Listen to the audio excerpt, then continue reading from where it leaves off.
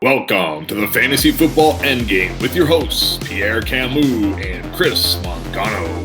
Guys, welcome to the Fantasy Football Endgame. I'm Pierre, and with me is Chris. We're here to help you talk tight ends, start sit advice, so you know who to go to because injuries happen, and now, unfortunately, COVID happens. It's finally got to the NFL. If you didn't check out Chris's episode on the Titans game that has been now canceled for Week 4, go check that out. Breaking news just happened, right? Titans Steelers is off. So, Chris, your immediate reaction to this, I know you already gave it, so let's not give it away. They need to watch that episode. But affecting the fantasy football landscape, you might think that tight end would be less affected in this game in particular, but it actually might mean more because this position is so thin, right? You don't have multiple wide receivers and other players to go to. Yeah, and to be honest, I mean, Jonnu Smith is looking like an every week start at tight end, and so those of you who either drafted him late or got him off waivers, know Jonnu Smith. And I think we both liked Eric Ebron this week as a streaming option. I think you talked about him in your waiver column, and I talked about him in my streaming video, your waiver video, not a column. And now he's out, so the thin position gets even more thin. And you're right. There's not a lot. If you didn't already have like another tight end on your roster, if you go out to those waiver wires, there's not a lot. But we are going to talk about some guys today who might still be on your waiver wires, who aren't very high owned that can help you out, or maybe are on your bench that can help you out. Yeah, and sometimes you go out and grab a guy, not because you think, okay, I need to start him this week, but think, okay, maybe during a bye week or an injury or something happens, and here it is. It happened, right? If you were playing Jonnu Smith, you were pretty happy with that. But no more. So let's talk about some of these players, kind of risers and fallers, players that you might have to consider this week. So probably one of the most prominent names off the waiver wire was Alie-Cox, right? Of course it was Alie-Cox. Now you and I have both been pretty high on Jack Doyle as kind of an undervalued player, right? He's not a sleeper. We've known about him, but we thought really he was going to get fed the ball with Phillip Rivers at quarterback. So we were kind of right, just wrong tight end.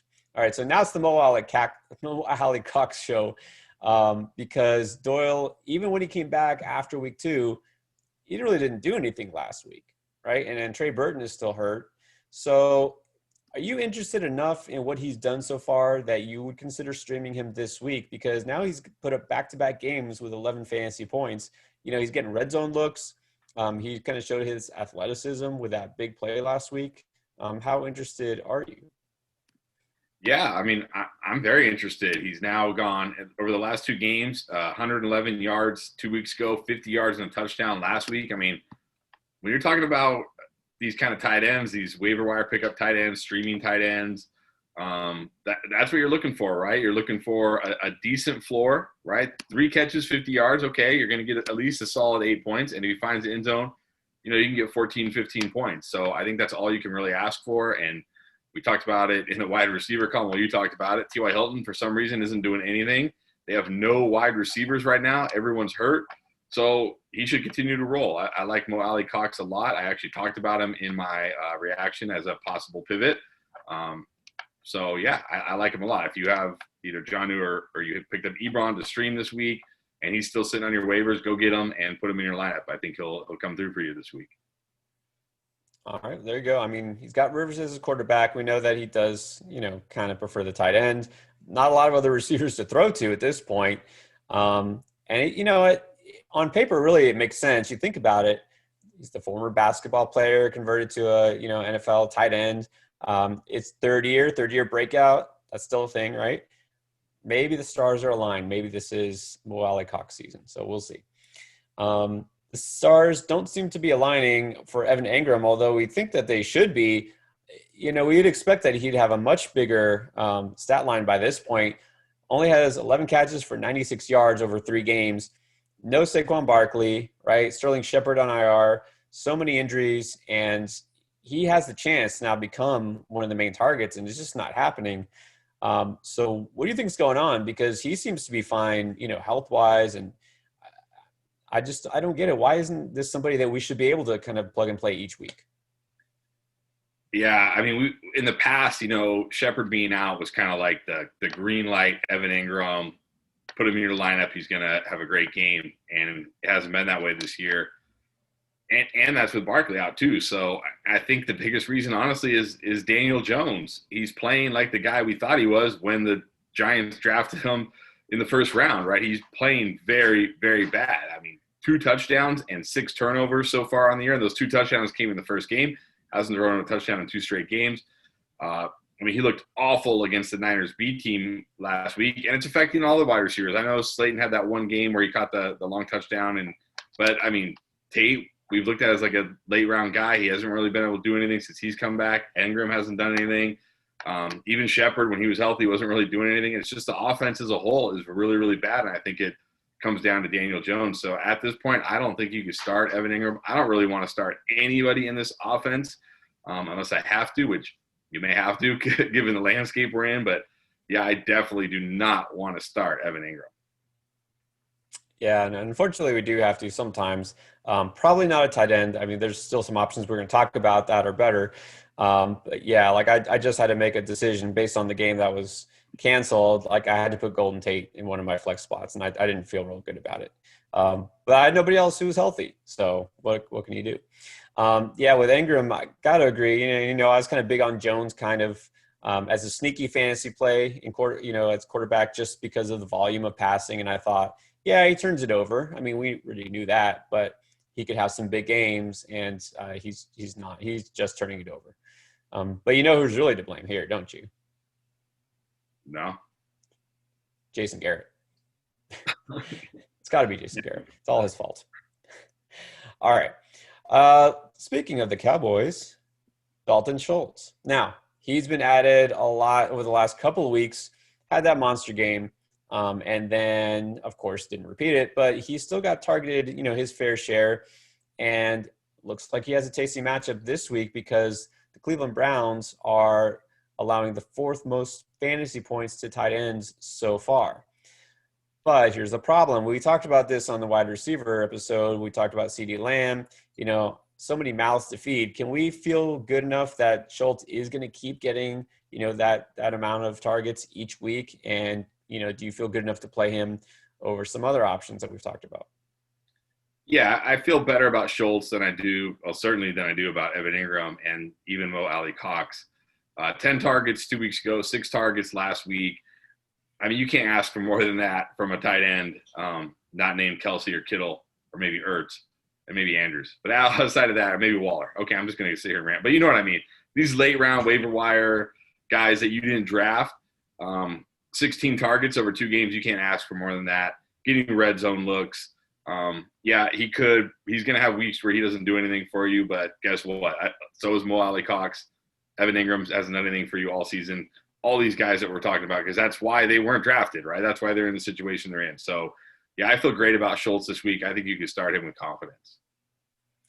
Yeah, good matchup. My only concern, I'll say it again, is, maybe this week, finally, the Cowboys don't have to pass it a million times to try to catch up, right? They'll probably be ahead. So, but still, there's a good bet that he gets a touchdown or at least does enough to make it that, it was worth your while to start him. So, yeah, I feel pretty good about Schultz too.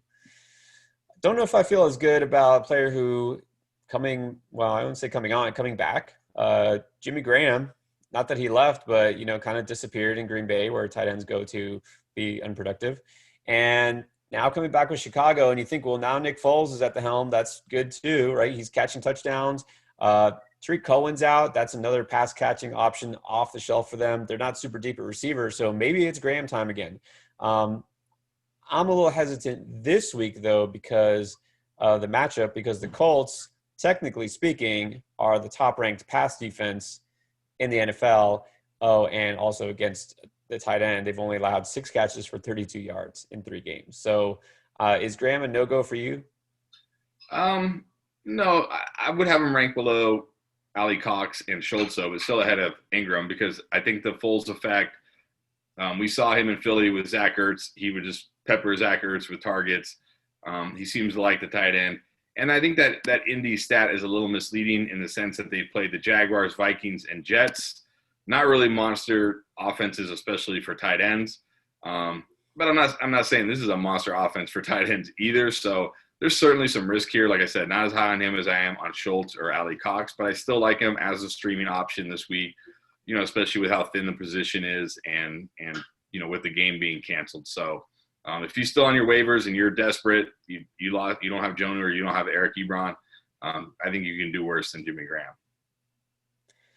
True. I mean, if nothing else, we talk about this all the time. For years, we've said this at tight end. Once you get to the point where you're streaming, having to replace because of whatever, somebody who's out, you're just hoping for a touchdown, really. I mean, come on. You're not going to expect a guy who's going to get peppered with targets, put up a 100-yard game. Like, you're really just hoping somebody has a chance to score a touchdown. And Graham at least has that, right? And it's funny, you mentioned the Vikings. It just made me realize, who we haven't talked about all year, right? And we're 4 weeks in. Irv Smith and Kyle Rudolph. They're just like not even on the radar anymore, which is kind of disappointing because Smith, you would think had a real chance to emerge. So I don't know what's going on there, but maybe we'll talk about him next week. So one more name before we get to our booms and busts. I got to sneak in here is Logan Thomas, your boy. I say that because you're a Washington football fan, of course. Still third among tight ends and total targets, but a lot of that came in the first week.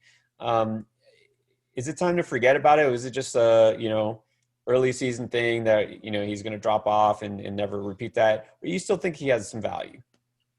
Yeah, I feel like this is like, there's always, like last year it was TJ Hawkinson. There's always that one guy who explodes in week one. I think it was Will Dissly like 2 years ago. But there's that guy that explodes in week one. And everybody's like, oh, here it is. Here's the second coming of, Travis Kelce or, whatever. And then we don't hear from him again the rest of the year. I think, I can't trust anybody in this outside of Terry McLaurin. I don't want any part of this offense. I mean, Dwayne Haskins has been really bad to the point where Ron Rivera just publicly called him out. Like, he literally just called him out and said, hey, everybody on this team is playing hard and they deserve better. Like, that's literally what he said. That was his quote. I mean, that is about as damning a statement as you can make to your QB as you can make, right? Like, everybody else around you is playing really hard. Like, they deserve you to be playing better. Like, ouch. So I'm completely off this offense other than Terry McLaurin, who, is just that good. And just imagine what McLaurin would be doing if, I don't know, maybe they drafted Tua in the first round instead of a defensive end. But anyways, I digress. So, no Logan Thomas for me. What if, and it's possible, what if they make the move to Alex Smith? Got more interest then? I mean, maybe because I don't know. What are we getting from Alex Smith at this point? Can he even do anything? I don't know. Like, the guy just came off. I mean, all respect to Alex Smith for being back where he's at right now, right? Considering everything he went through. But can that guy step on an NFL football field and still perform? I'm just not sure. So no, I'd still need a week to see that Alex Smith can actually throw the ball, move around, and not just, take a beating. So, I don't even want him to start Alex Smith, to be honest with you. I would the whole time I would just be, please don't get hurt. Like, that's how I'd feel. Yeah, no, that's true. That might be scarier than anything. But all right, so I got to why I would say if you did pick him up after week one, you don't have to cut him necessarily just yet. But don't start him either. All right, we do want to start these guys if you got them, and that's our boom of the week. Chris, I'll let you do the honors first.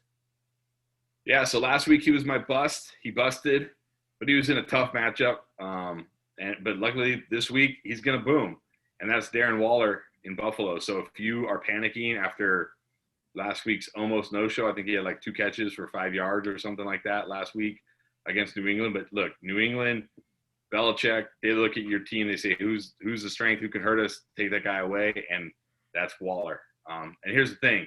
Buffalo, good defense, but not great against tight ends. And no Ruggs, no Edwards this week. Basically, Derek Carr's only options are going to be Darren Waller and Hunter Renfrow. So I expect Darren Waller to get peppered by targets in a much better matchup. I think he's going to explode for you again this week, similar to what he did in week 2. So start him with confidence. Don't freak out about last week. Yeah, I agree. I think there's a monster game in store for Darren Waller. Sneaky pick 2, if you're desperate at wide receiver, Hunter Renfrow, because they have nobody else to throw to. All right, so I'm going to go with a player I don't always recommend, but TJ Hawkinson. I know some people are worried, kind of backing off him because say, here comes Jesse James. Like, we forgot he was there, and now all of a sudden he's catching touchdowns. But don't worry about it because, number one, that doesn't mean anything, right? Just because Nick Boyle caught a touchdown doesn't mean you're benching Mark Andrews, okay? But Hawkinson isn't being phased out or used less. He's actually being used just as much, if not more. Okay, so we talk about snap count. It's going up each week, right? Last week, TJ Hawkinson was on the field 82% of the offensive snaps, all right, as opposed to the 60s before that. His target share also gone up. He had 5 targets week 1, 4 week 2, and 7 last week. His catch rate kind of remained the same, but he's gone over 50 yards every week. So he's been not the most exciting, but a steady contributor. Now faces the Saints, who so far, I know it's early, but so far have allowed the most fantasy points to tight ends. It's a good matchup. So, yeah, I'd feel pretty good about Hawkinson, unless you happen to have a top 5 tight end, in which case you're probably not watching this episode anyways because you don't need to worry about who to start tight end. All right, let's go to our bus. Who do you have letting us down? Yeah, I'm going out to Atlanta, Hayden Hurst. I know he had that big game week 2, got you a touchdown last week, but literally had 1 catch for 1 yard, and it was a touchdown. So congratulations. He didn't completely derail your week. And that was without Julio Jones and Russell Gage, pretty much, right? So there was no excuse last week. Looks like Julio's going to be back. I don't know about Gage, but it doesn't matter to me. Against Green Bay, who's always tough against tight ends. They've been tough against tight ends this year as well. Again, if you're getting anything from Hayden Hurst, you're just praying for a touchdown. I'm off on Hayden Hurst this week. I think you can leave him on your bench. Yeah, I need to see more. I agree there. Just because he scored a touchdown, again, doesn't mean too much because there's a lot of tight ends that have the potential to score a touchdown. So, with Julio back, that's probably going to hurt him. So I was going to go with a guy that has let us down, Jared Cook, because has not taken advantage of the Michael Thomas injury. Not necessarily his own fault, just that Drew Brees just doesn't want to throw it, more than 2 yards down the field. But, I was off on Cook, especially, this game. They're not going to need to throw the ball a ton anyways. But now I see he's questionable with a groin injury, so he might not even play. So besides the fact you don't want to play him anyways, I'm going to pivot back to another guy that I think I mentioned last week as my bust. So I'm just going to go back to the well again, and that's Austin Hooper. So basically just still don't start Austin Hooper, right? He's not doing anything. I want to see it first, right? You know what? David Njoku might come back and be healthy before Austin Hooper even has his, breakout game with Cleveland. He might not ever have a breakout game with Cleveland. I don't know. But all right, that does it for tight ends. We have every position you need. Like I said, hit that subscribe button, hit the bell so that way you know every time something comes out. And check us out at Endgame Fantasy on Twitter. We will help you with anything you need, start sit questions, waiver advice, whatever it is. We're here to help you dominate. All right, thanks for watching.